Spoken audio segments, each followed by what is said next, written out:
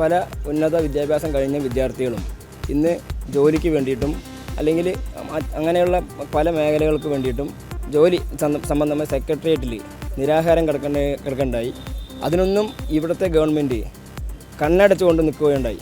അതുപോലെ വിദ്യാഭ്യാസത്തിന് വേണ്ടിയിട്ടും നമുക്ക് ഇവിടെ മറ്റു സംസ്ഥാനങ്ങളെ ആശ്രയിക്കുന്ന ഒരു പ്രവണത, അതേ ഇവിടുത്തെ ഗവൺമെൻറ്റായാലും ഇവിടെ ജയിച്ചു പോയ എം പിമാരും കണ്ണടയ്ക്കുന്നൊരു പ്രവണതയുണ്ട്.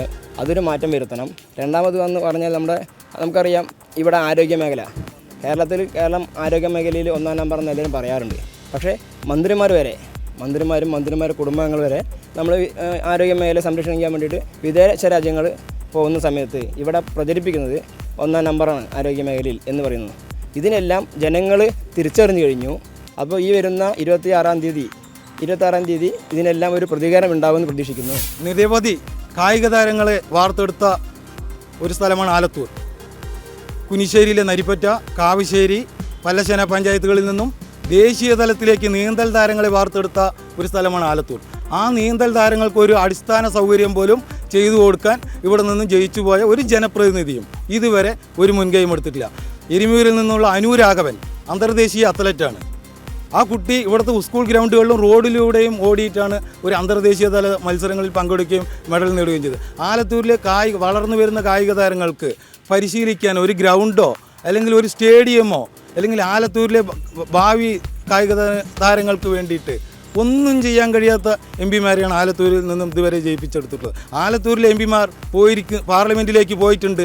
അവരുടെ ശബ്ദം പാർലമെൻറ്റിലെ ക്യാൻറ്റീനിൽ മാത്രം അവസാനിപ്പിച്ചുകൊണ്ട് കേരളത്തിലേക്ക് തിരിച്ചു വരുന്നു, ആലത്തൂരിലേക്ക് തിരിച്ചു വരുന്നു. അതുപോലുള്ള എം പിമാരെ ഇനി ആലത്തൂരിന് ആവശ്യമില്ല.